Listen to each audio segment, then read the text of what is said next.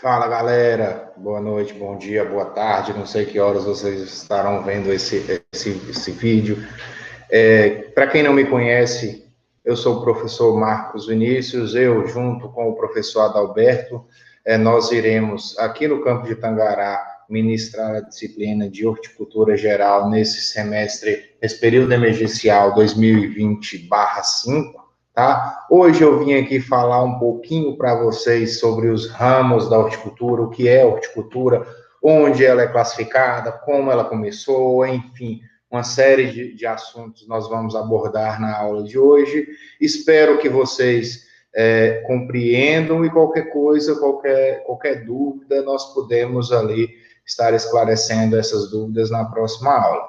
Eu vou agora aqui montar a apresentação, eu vou colocar a apresentação para vocês, tá? E aí, como eu já disse, nas próximas aulas vocês podem estar tirando as dúvidas aí sobre o determinado assunto que nós vamos abordar na aula de hoje. Bem, a pergunta que nós iniciamos a aula é: vocês, dentro do curso de agronomia, né? A gente sempre pergunta, dentro do curso de agronomia, o que eu estudo de horticultura, meu Deus? Horticultura é que estuda hortas? Também. Horticultura, como vocês vão ver mais à frente, é um dos ramos dentro da agronomia, tá? Um ramo dentro da fitotecnia que estuda uma série de culturas. Mas vamos entender um pouquinho mais à frente sobre isso. Bem, quando a gente está estudando agronomia, né, a gente estuda sobre a utilização de agroquímicos, sobre a utilização de defensivos químicos, sobre a utilização de herbicidas, sobre a utilização de fungicidas, inseticidas, sobre a utilização de aplicação de adubos químicos, de adubos orgânicos, enfim, uma série de adubações, correto? Sobre biotecnologia, sobre ciência do solo. Por que eu preciso estudar ciência do solo? Para que eu preciso estudar pedologia, origem de rocha? Logicamente que tem todo um porquê de se estudar ciência do solo, se estudar um solo, se estudar uma rocha, né? Formação de uma rocha que vai dar origem a um tipo de solo. Com base nisso, esse solo ele vai ser propício a tal cultura ou não tão propício a outra cultura, enfim. Para que eu preciso estudar isso? Né? Isso tudo é estudado dentro da agronomia. A entomologia, o uso de insetos. Meu Deus do céu! Para que eu preciso ficar pegando naqueles insetos nojentos? Mentira, mentira, professora Mônica. Os insetos, eles são essenciais dentro do cultivo. Né? A gente sabe que existem insetos aí que vão causar prejuízos econômicos dentro da nossa lavoura, ou dentro da nossa cultura, dentro da nossa área de plantio. Mas também existem uma série de insetos que são benéficos para o nosso cultivo. Então, nós precisamos fazer esse controle desses insetos, não só dos insetos, mas de algumas doenças, como algo causadas por fungos, causadas por bactérias, causadas por vírus. Tá? Existem também fungos, bactérias, que podem ser benéficas, aí a gente estuda dentro de uma outra área da agronomia, que é o TPA, né? Que é a tecnologia de produtos agropecuários, as leveduras, alguns fungos na produção de alguns queijos, levedura na produção de iogurtes, pães, enfim. Tudo isso aí, existe o lado bom e o lado ruim de se estudar. Não existe lado bom e lado ruim. Existem insetos bons, ou doenças, ou fungos, bactérias, micro-organismos de maneira geral, bons, e micro-organismos que são ruins, né, para o cultivo ou para o desenvolvimento de qualquer cultura ou qualquer ramo dentro da agronomia. Existe os estudos de genética, melhoramento genética. Para que eu preciso estudar melhoramento genético? Xão, xinho, xinho, x. Vixe, que tanto de x? Para que eu preciso saber disso? Para que eu preciso estudar os recursos hídricos? Todos esses ramos aí, eles são estudados nas diferentes áreas dentro da agronomia. Além dessas diferentes áreas, nós temos a fitotecnia, que é também chamada de produção vegetal, que estuda na fitotecnia a gente estuda as tecnologias aplicadas na produção das plantas, né? E a fitotecnia, ela é dividida em 4 grandes ramos aí, essa fitotecnia, que são os ramos das grandes culturas.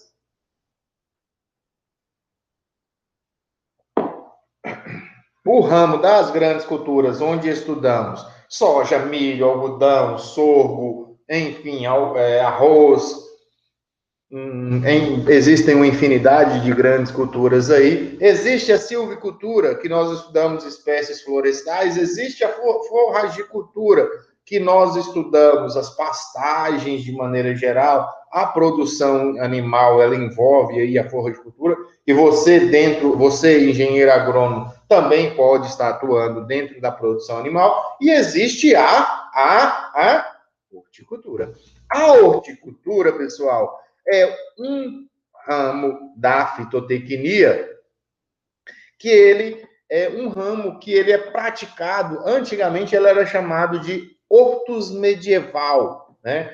Por quê? Porque essa horticultura era trabalhada principalmente por mulheres, né? As mulheres eram responsáveis por essa produção dessas hortas. Essas hortas, elas ficavam localizadas próximas às residências, em locais fechados, tá? E essas hortas, essas hortícolas, de maneira geral, elas são utilizadas para a alimentação humana. Bem como, né, aquelas empregadas também, hoje em dia, que a gente estuda, em relação à estética, né? Lembrem aí, eu é porque não tenho cabelo mais, mas lembrem aí para os tratamentos de beleza da famosa, que a vovó da gente falava, da famosa babosa, para alisar o cabelo, para deixar o cabelo mais lindo, mais limpo, enfim. Condimentares, plantas medicinais. Por que a gente toma chá de boldo? Os meninos aí que gostam de tomar um a mais. Por que se toma chá de boldo? Né? Para quê? Isso, a produção da horticultura, dentro do ramo da horticultura, se estuda uma infinidade de plantas, como vocês podem observar. E algumas que eu já falei para vocês, ou condimentares, né? O urucum, para a produção ali do vermelho, fugiu o nome. Ou o açafrão, para a produção do açafrão, né, moído, pimenta do reino, cominho. Existe uma infinidade aí de plantas relacionadas à horticultura. Mas, professor, até agora você só falou de hortaliças. Então, a horticultura...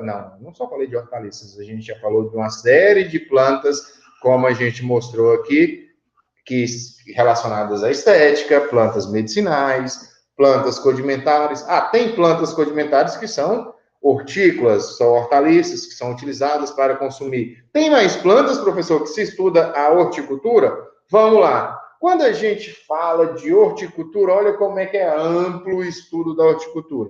Nós estudamos, vamos começar aqui, as plantas condimentares. Quais são as plantas condimentares? Existem uma infinidade de plantas condimentares. São aquelas plantas que são utilizadas, a maioria delas, para dar sabor aos alimentos ou para complementar o sabor dos alimentos, né? Aí vocês vão voltar às origens, lá do processo de colonização, quando os portugueses saíram para ir para a Índia, eles chegaram ao Brasil. Mas quando eles descobriram a Índia, eles também trouxeram uma série de plantas condimentares para cá, né? E essas plantas elas são difundidas para o mundo todo. A gente já disse algumas: a pimenta do reino, o açafrão, o urucum, né? O alecrim. Estou tentando lembrar aqui, tá? A pimenta, a própria pimenta. Existem uma infinidade de pimentas, enfim, existe uma infinidade também de plantas condimentares. Existem as plantas medicinais. Eu só falei do chá do boldo para melhorar o estômago, mas existem existe o babatimão, existe quebra-pedra.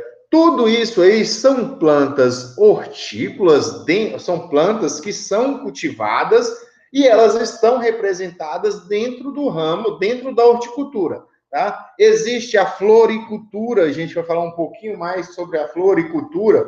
As pessoas acham que floricultura é só o cultivo de algumas flores. Não, é muito mais que isso. Tá? É muito, muito grande o estudo da floricultura. Eu me atrevo a dizer que esse é um dos ramos mais lucrativos dentro da horticultura, tá bom? Isso é o que a gente vai mostrar mais à frente. Existe a olericultura, que aí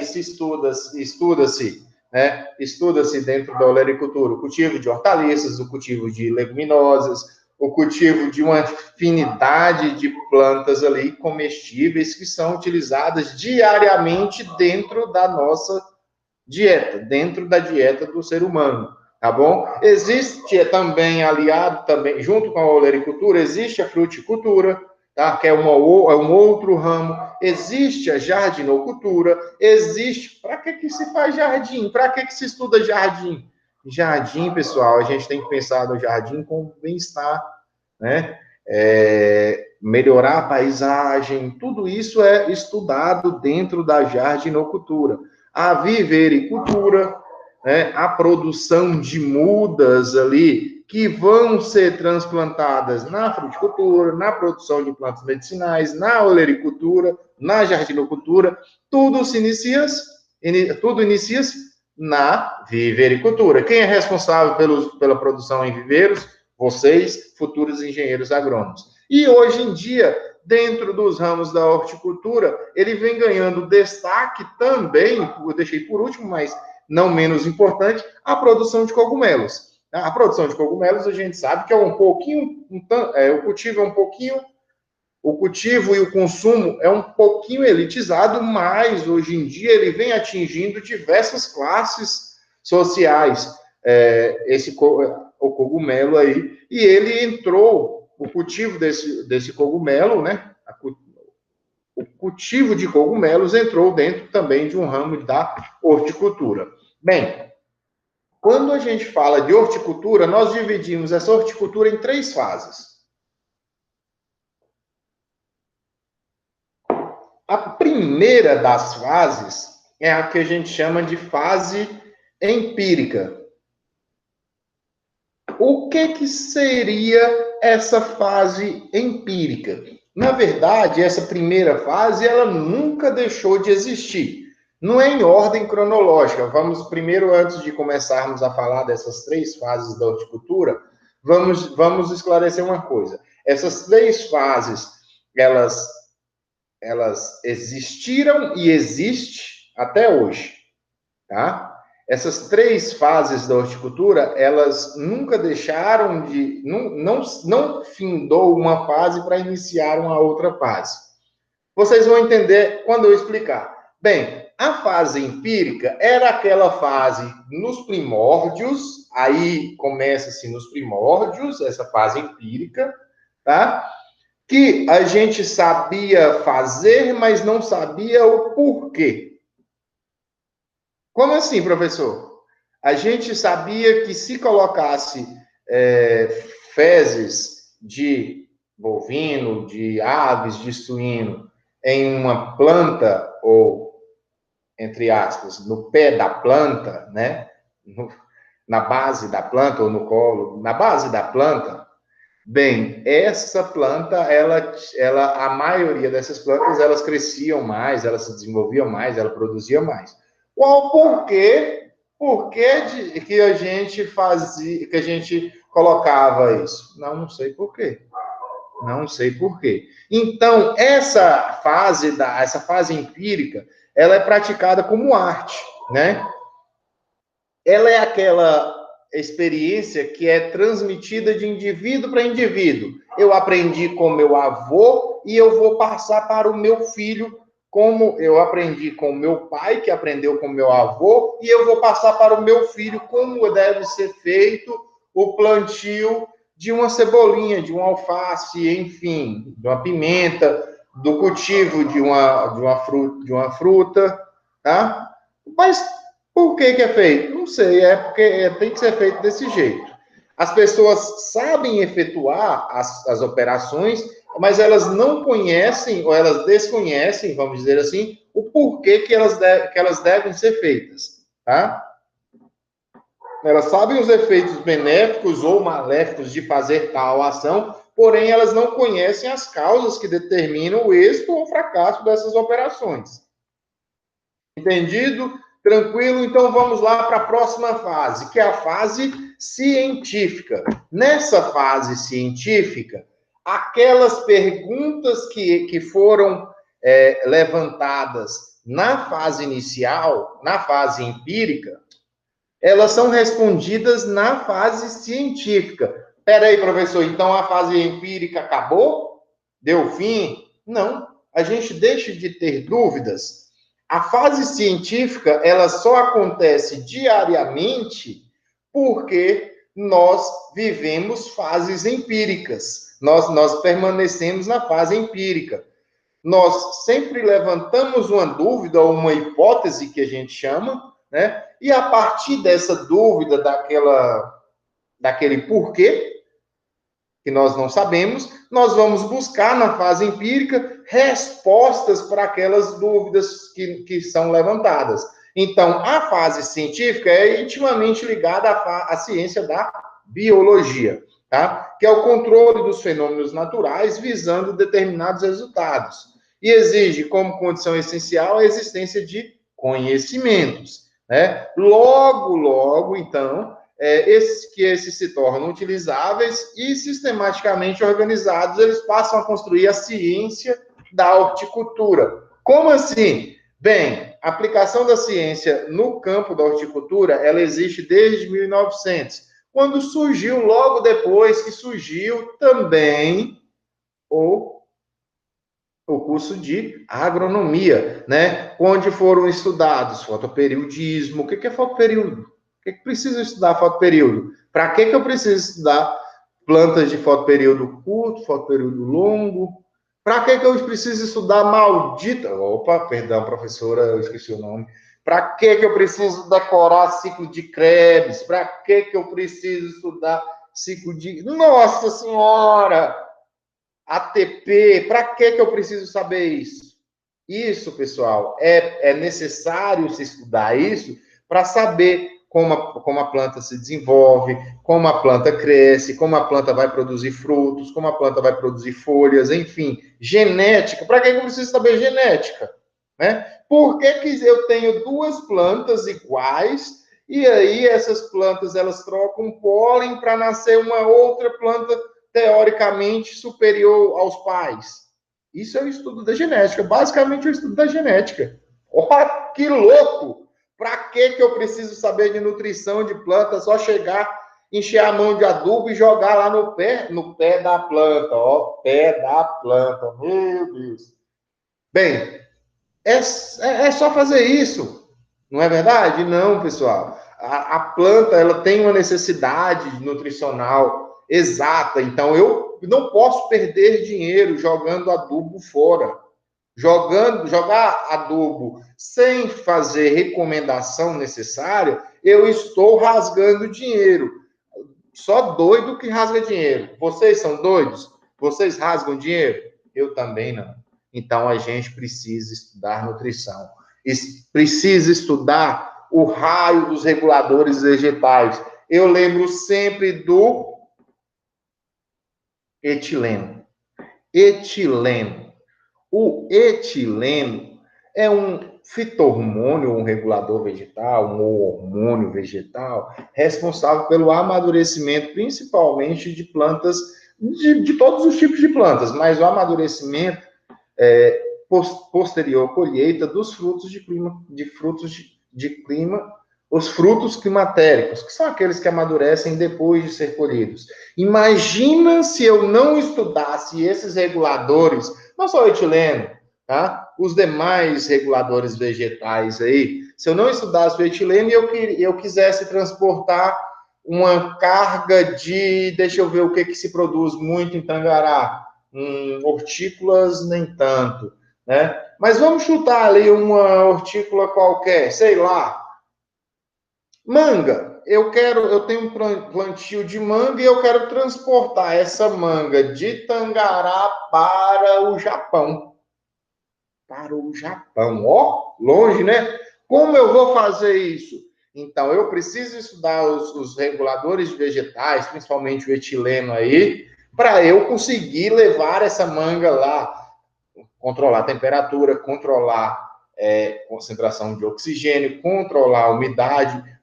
Para isso, eu preciso conhecer a fisiologia da planta, a fisiologia do fruto, a fisiologia. Fisiologia é tudo. Tá bom? Bem, galera, a fase científica, ela tem como resultado aí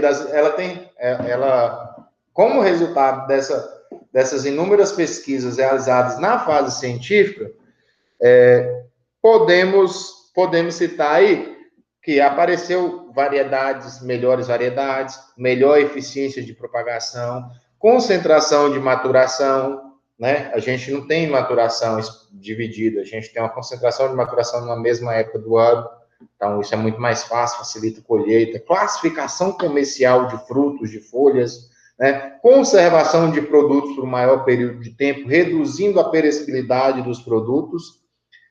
Se eu consigo reduzir a perecibilidade dos produtos, esses produtos eles vão ficar mais tempo disponíveis em prateleiras, chegando talvez favorecendo uma maior quantidade de pessoas, um maior leque,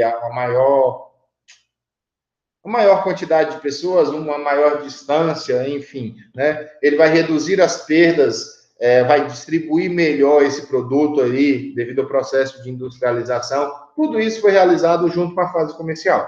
A outra fase, que é um outro, aí eu vou dizer que é um gargalo que existe dentro da fase da horticultura, é a fase comercial. A fase comercial está relacionada com todo o processo produtivo, desde a compra do adubo químico, né, que é utilizado, do calcário que é utilizado para corrigir o solo, do adubo químico, de algum fito-hormônio regulador ou de algum defensivo químico, até a venda do produto final hortícola, tá? E aí, existe uma certa desorganização, não estou falando que isso é todo o ramo da horticultura, mas existe uma certa desorganização dentro de alguns ramos da horticultura para esse processo, tanto de comercialização quanto o processo de compra desses defensivos químicos, ou desses agroquímicos ali, desses insumos que são utilizados dentro do plantio. E isso, às vezes, pode encarecer o processo produtivo para esse horticultor, e isso vai dificultar muito o seu trabalho, tá? Bem, o que a horticultura ele vem proporcionando ao longo dos anos? Aumento da demanda de mão de obra intensiva e qualificada. Se nós estamos falando isso para todos os ramos da horticultura, tá? Se nós estamos falando de olericultura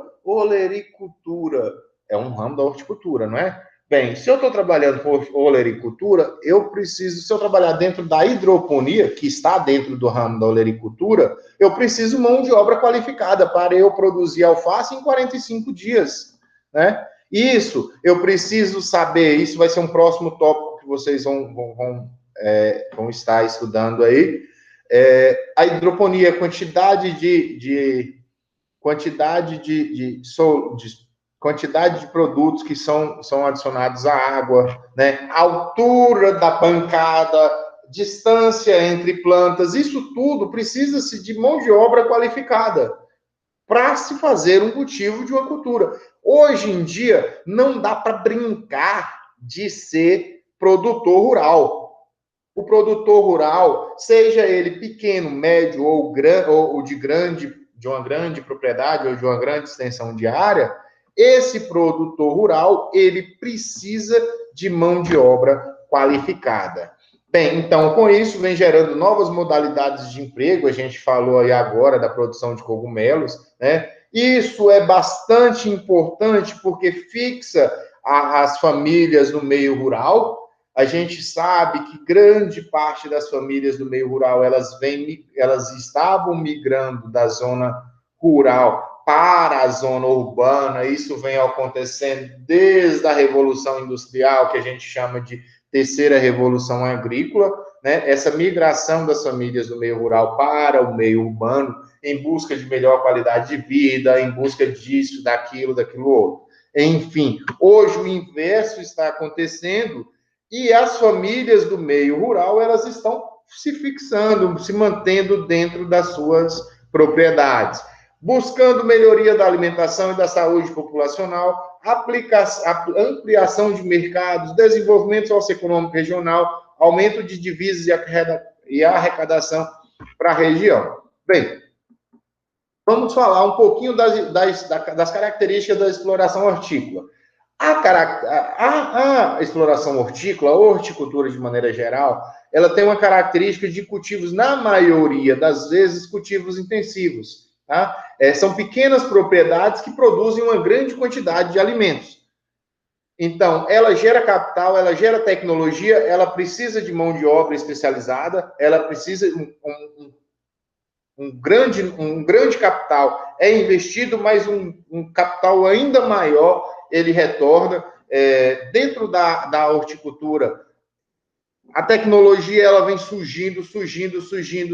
Se vocês pegarem, um grande problema da ementa da disciplina é que os livros que são recomendados para a horticultura são livros de 1990 e tantos, que o que era aplicado basicamente naquele processo produtivo de 1990 e tantos, em 2020 ele está totalmente defasado, tá? Se vocês pegarem nas referências básicas de vocês. Hoje a tecnologia, hoje se estuda, se busca tecnologias muito mais avançadas, né? A colheita de determinadas plantas, época de cultivo, variedades, tá? Poda, tudo isso ele vem estudar a fase científica da horticultura, trabalhada por diversos biólogos, engenheiros agrônomos, engenheiros de alimentos, tá? Isso aí tem melhorado demais a exploração hortícola. Altos rendimentos em relação à agregação de renda na mesa, na família, para a família daquele produtor, altas produtividades, se você estiver falando ali de cultivo de abacaxi, laranja, melancia, melão, você pode chegar aí a 50 toneladas, 100 toneladas por hectare, tá? Abóbora, produz muito. Então, para se produzir muito, você precisa investir, e para investir, você precisa trabalhar, tá bom? Bem, como outra característica da exploração agrícola é que ela é fonte de alimento, ela é fonte de fibra, ela é fonte de vitamina. Proteína, se eu considerar a produção de ervilha, se eu considerar que ela é rica a ervilha, se eu considerar a produção de vagem, no caso aí, a vagem, o feijão, né? Eu vou gerar também proteína, mas a proteína que está mais presente dentro da mesa do cidadão brasileiro sem sombra de dúvidas, hoje em dia, tirando as exceções das pessoas que são vegetarianas por opção, ou veganas por opção, a proteína que está mais presente dentro da mesa da gente é a proteína vegetal, isso sem sombra de dúvidas. Mas, além disso, fonte de carboidratos, né? Nós temos as batatas, a abóbora, enfim, fonte de fibra, fonte de vitaminas, fonte de minerais, tá? Alguns produtos, eles são produzidos para consumo in natura. Infelizmente, isso pode ser maléfico e benéfico, porque quando ele é consumido in natura, esse alimento, eu já falei de animal, eu confundi, tinha me doidando as bolas. Esses alimentos, eles podem se tornar perecíveis, tá? A exploração hortícola, ela tem uma renda líquida elevada, ela fixa o homem no meio rural com renda, que é muito importante. Não adianta só fixar o homem no meio rural, mas ele fixa o homem, ela vai fixar o homem no meio rural com renda, tá? Um rumo da horticultura que a gente tem que se atentar muito, que a gente já foi falado anteriormente, que não há horizonte confiável sem que o produtor encontre formas de atuação conjunta, desde a compra de insumos até a venda dos seus produtos, passando pela informação, análise permanente do mercado consumidor. Muitos produtores, talvez por trabalhar a família é responsável por aquele setor, por aquele ramo produtivo dentro da sua propriedade, às vezes elas ficam à mercê, né, de atravessadores. Esses atravessadores a gente diz que é um mal necessário, vamos dizer assim, um mal necessário, porque eles compram o produto na mão do produtor e repassam um preço mais elevado a um outro mercado, ou aos supermercados, ou aos grandes centros. Se esses produtores conseguissem se organizar em associações, em cooperativas, enfim, eles poderiam se organizar e entregar esse produto aos supermercados, aos grandes centros, num preço mais elevado, que traria um retorno econômico maior a esse produtor, a esses produtores que estariam se unindo. Bem, como a gente está falando ali de importância, de característica, vamos falar um pouquinho agora da importância dos ramos da horticultura. Quando a gente fala de importância econômica, né, 4 ramos aí, eles se destacam entre os ramos mais conhecidos. Aí eu estou colocando aqui 4 outros ramos. Logicamente que os rudimentares são importantes, outros são importantes, mas a olericultura, a fruticultura, a floricultura e a produção de plantas medicinais, elas são mais importantes ali em relação aos outros ramos ali. Bem, sob o ponto de vista econômico, a importância do setor, ela não pode ser medida apenas pela contribuição econômica, mas também e principalmente pela sua significativa contribuição social dentro e fora da porteira, né? Quando a gente fala de ponto de vista econômico, logicamente a gente sabe que a horticultura ela vai gerar renda para a mesa dos produtores, para aquela família, esse produtor ele vai ter uma melhor qualidade de vida, seus filhos poderão estudar, né, em escolas de melhor qualidade, vamos dizer assim, se existe escola de melhor qualidade, ou uma escola de um padrão, sei lá, enfim, tá? Esse produtor, ele pode adquirir um imóvel dentro de uma cidade, tá? Vale ressaltar que a horticultura, ela é cultivada geralmente nos cinturões verdes. O que são cinturões verdes? Aqueles arredores próximos à cidade. Então, esse produtor, ele pode permanecer, ele pode morar nesses arredores, ou ele também pode morar nos centros e ir todos os dias para dentro da sua produção. Geralmente, a grande maioria deles moram dentro das suas áreas produtivas, tá? O consumo de produtos hortícolas e frutas, eles tendem a aumentar sempre em todos os países. Nós vamos dizer aí os motivos que esse consumo de frutas e hortaliças, eles vem aumentando, tá? Existem alguns entraves que a gente já disse, que o principal é questão de logística, porque a grande maioria desses produtos, eles são consumidos in natura.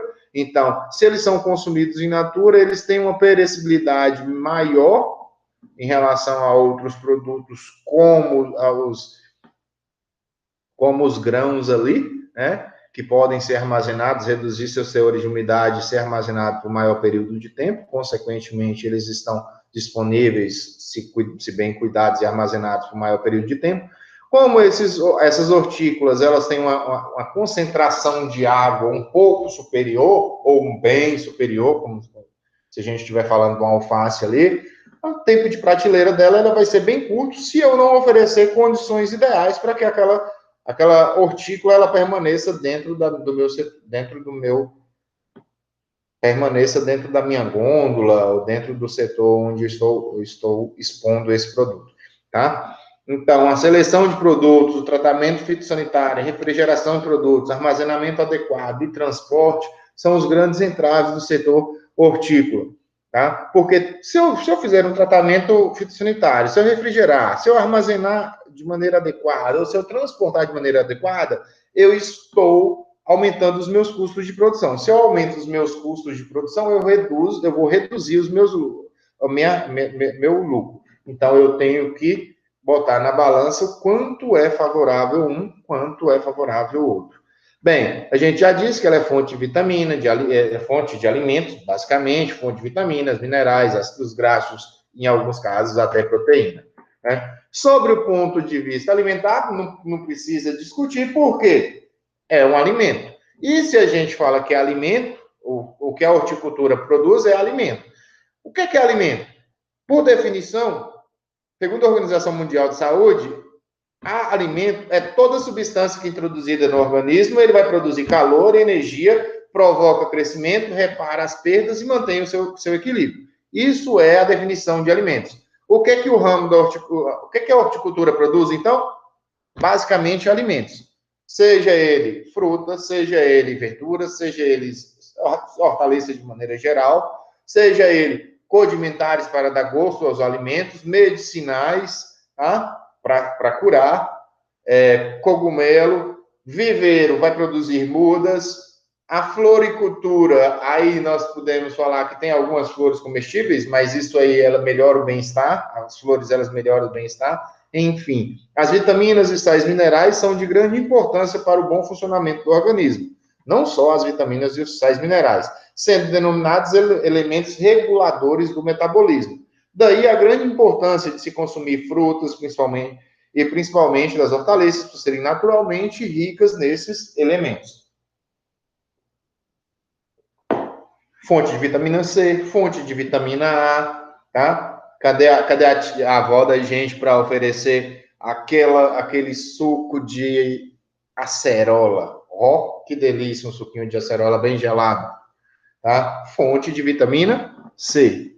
Bem, quando a gente fala ainda sobre o ponto de vista alimentar, os maiores especialistas em nutrição e medicina são unânimes em concordar que certos alimentos eles são capazes de prevenir e até mesmo controlar doenças como diabetes, a hipertensão, doenças cardiovasculares e até mesmo o câncer. Pô, professor, você fala aqui então que as hortícolas elas curam o câncer? Eu não estou falando isso. Existem alguns trabalhos que mostram que alguns alimentos eles podem melhorar ou fortificar o organismo e diminuir, vamos dizer assim, a incidência de câncer. Estudos. Eu não estou falando que cura, tá bom? Segundo a Organização Mundial de Saúde, atualmente as doenças crônico-degenerativas são responsáveis por 70% a 80% de morte nos países desenvolvidos. No Brasil, cerca de 60% das mortes no país, elas são de doenças crônicas degenerativas. Isso porque o consumo de alimentos não ideais, vamos dizer assim, é bastante intenso. Se a gente for para os países de primeiro mundo, devido ao hábito de vida que essas populações elas vivem, vamos, né? Um nível elevado de estresse, uma alimentação, não vou dizer que é ruim, tá? Não vou dizer que é ruim, mas uma alimentação menos balanceada, com pouca utilização de frutas, com pouca utilização de verduras, legumes. Isso aí pode vir a causar problemas de diabetes, infarto, depressão, entre outras doenças ali, tá? No Brasil, as doenças cardiovasculares ocupam o primeiro lugar como causa mortes e outras enfermidades, como câncer, diabetes. Elas vão encontrar entre as 10 primeiras causas de mortes em geral ali que a gente consegue. Bem, tendências do perfil consumidor, eles vão maximizar a tendência de aumento no consumo de hortifrutis in natura ou minimamente processado, né? O que vocês preferem? Me diz aí. Tá, me diz, bem escondido. Vocês preferem uma barra de chocolate ou uma maçã? Eu prefiro uma maçã, né? Prefiro. Prefiro uma maçã. Logicamente que eu prefiro uma maçã. Prefiro uma maçã. Nossa senhora, que chocolate bonito. Bem, outro fator que deve ser considerado no aumento no consumo de hortifrutis é o envelhecimento da população.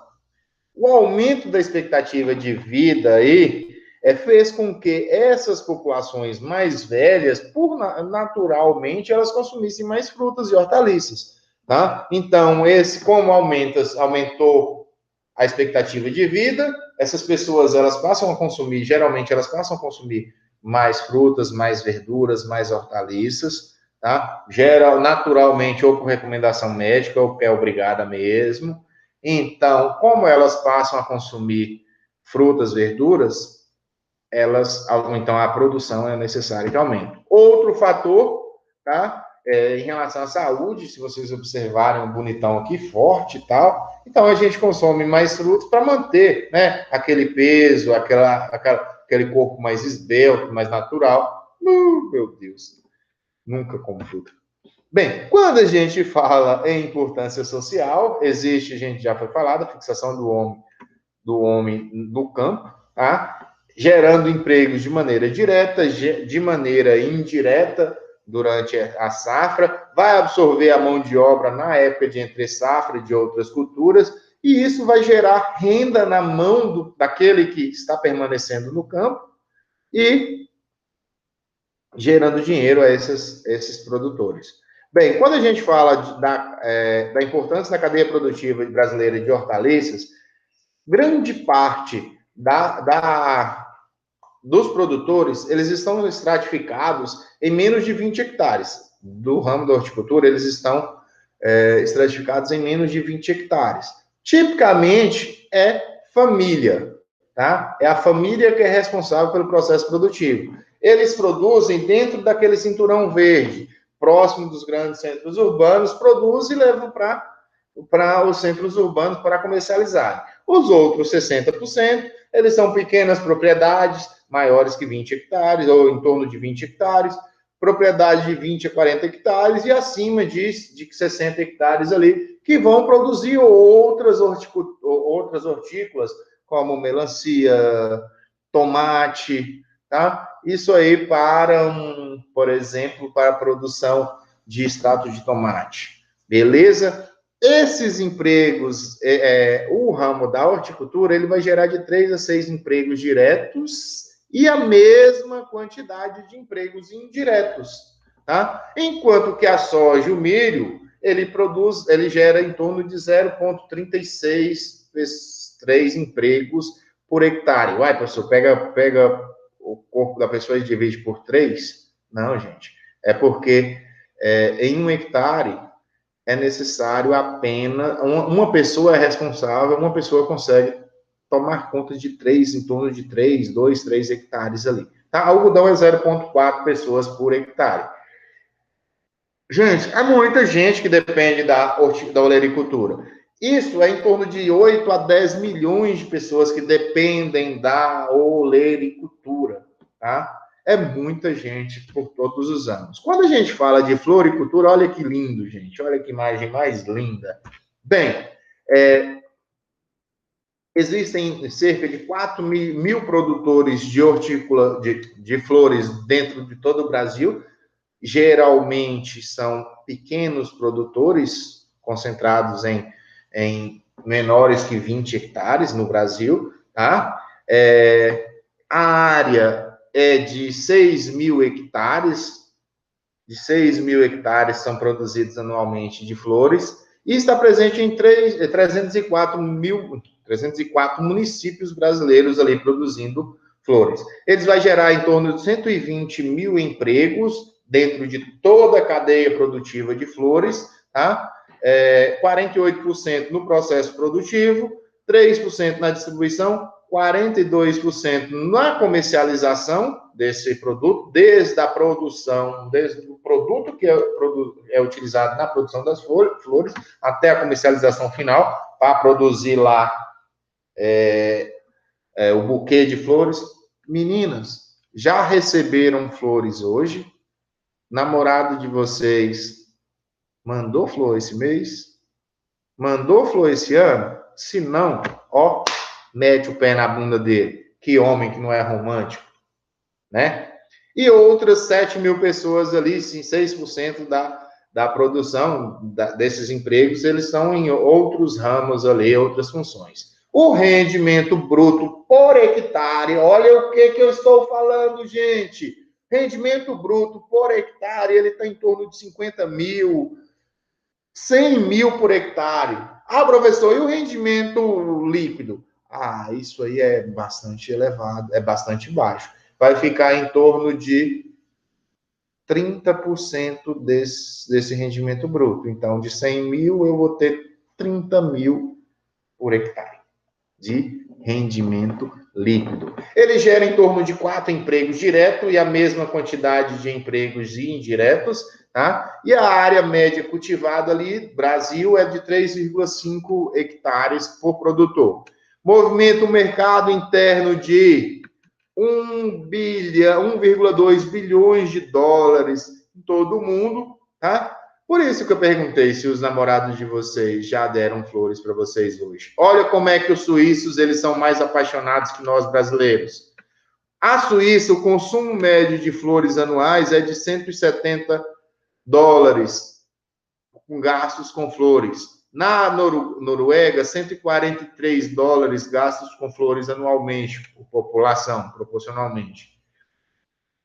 Na Alemanha, 137. Nos Estados Unidos, 24. Na Argentina, 30, nos Estados Unidos, 36. Na Argentina, 25.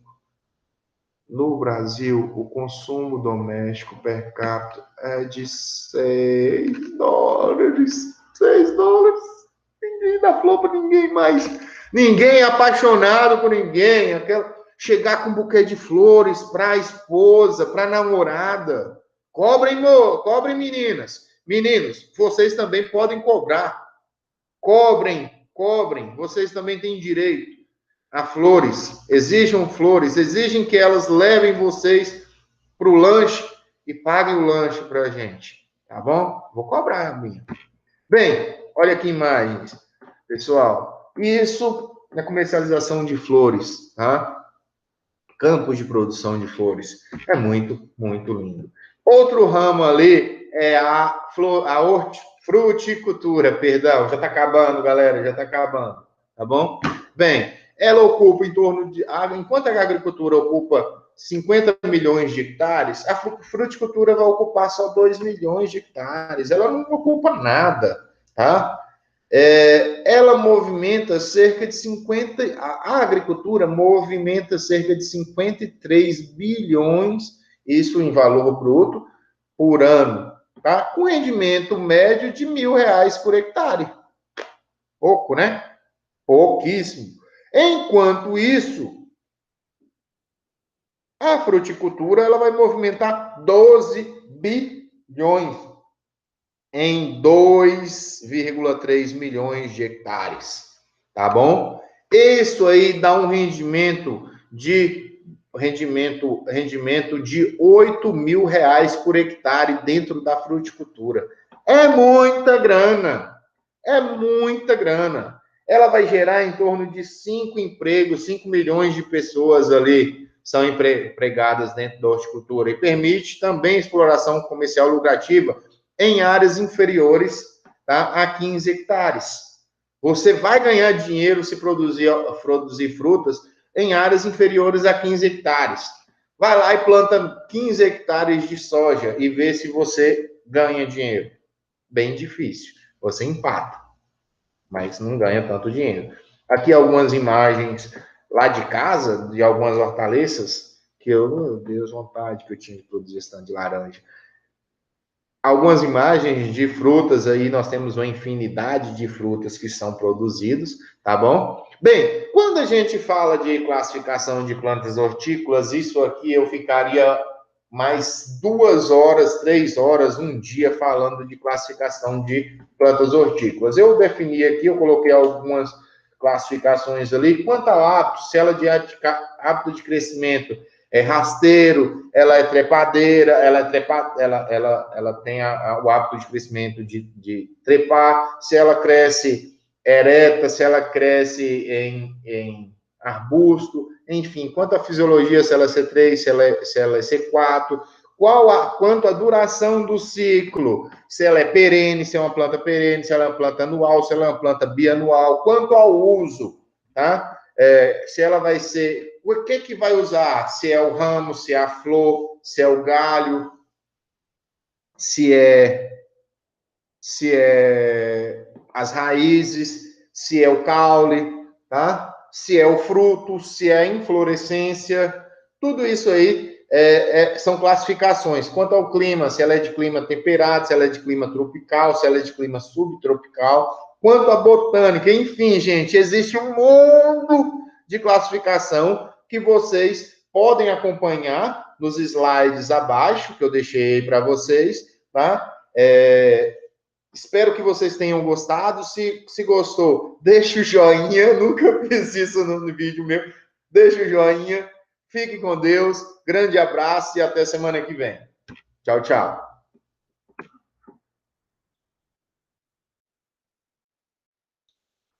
Até mais. Fiquem com Deus.